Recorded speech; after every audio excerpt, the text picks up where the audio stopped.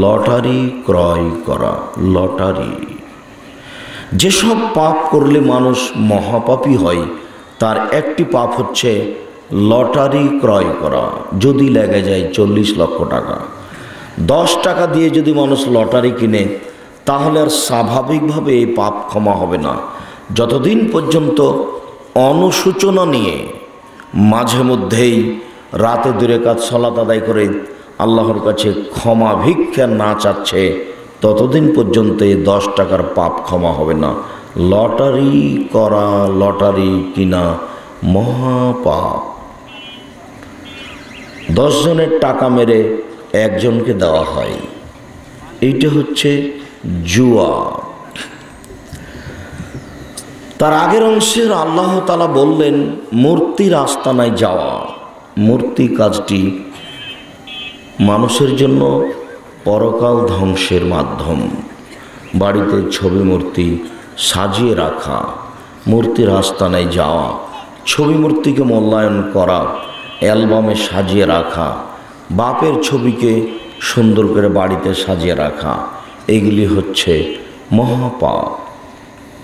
মানুষ না বুঝেই নিজের ছবি, বাপ মায়ের ছবি সুন্দর করে বেঁধে সাজিয়ে রেখেছে। এটা তার মূর্খতার পরিচয়, এটা তার বিদ্যার পরিচয় নয়, এটা একটা মহাপাপ। আপনাদের জানা আছে যে ঘরে ছবি মূর্তি থাকে সে ঘরে ফেরেশতা প্রবেশ করে না, এটা আপনাদের পুরাতন জানা কথা। এরপরেও নির্দ্বিধায় আপনাদের বাড়িতে ঘরে ছবি মূর্তি পরিপূর্ণ। তার আগের কথাটি রাসূল সাল্লাল্লাহু আলাইহি ওয়াসাল্লাম বললেন জুয়া খেলা। পৃথিবীতে প্রত্যেক যেই খেলাতে টাকার হারজিত রয়েছে সেটাই হলো জুয়া। জুয়া কোনো নির্ধারিত খেলা নয়।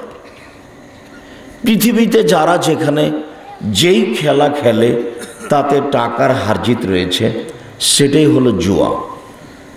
সাধারণত আমি বক্তব্য দিলে এই কথাটি মাঝে মধ্যে ভেসে আসে, সেটা হলো এই, দুনিয়াতে 2টি পাপ রয়েছে, মানুষ না করেই পাপী।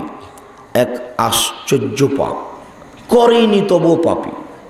তার একটি হচ্ছে কেউ যদি কাউকে বলে আসো জুয়া খেলি, খেলেইনি, বলেছে আসো জুয়া খেলি, তাহলে তাকে 10 জন ফকিরকে 1.25 কেজি করে চাউল দিতে হবে। আশ্চর্য পাপ, খেলেইনি, খালি বলেছে আসো খেলি। উকা মেরোকা, আসো আপনার সাথে আমি জুয়া খেলি, তাহলে তাকে কাফারা দিতে হবে। বললো কেন এই কথা? 12.5 কেজি চাউল জরিমানা দিতে হবে এই কথাটুকু বলার জন্য। আরেকটা পাপ আছে দুনিয়াতে, না করেই পাপী। সেটা হচ্ছে কোনো মহিলা, কোনো নারী সাজগোজ করে, পাউডার মেখে, রং ঢং করে পুরুষের পাশ দিয়ে হাঁটল, তাহলে সে ব্যভিচারিণী, সে ব্যভিচারিণী, ব্যভিচারিণী। রাসূল সাল্লাল্লাহু আলাইহি সাল্লাম কথাটি 2 বার বললেন, 3 বার বললেন, অথচ জেনা করেইনি। আল্লাহ নবী তাকে বললেন ও ব্যভিচারিণী, ও ব্যভিচারিণী, ও জেনা করেনি। এ কথা মুহাম্মদ সাল্লাল্লাহু আলাইহি সাল্লাম বলেন। অথচ আপনার মেয়ে, আপনার স্ত্রী রং ঢং করে আজও এসেছে। কেন? আপনি কাপুরুষ হয়ে যান না? আপনার ভিতরে তো কোনো পুরুষত্ব নেই। আপনি তো আর সংসার ভালো করে পরিচালনা করতে হবে এটা তো আপনি প্রয়োজন মনে করেন না। এখানে একটা কথা আপনাকে বলে রাখি, আমি হয়তো বা ভুলে যেতে পারি, যার কারণে কথাটা আমার মাথায় এসেছে, এখানে বলে রাখি।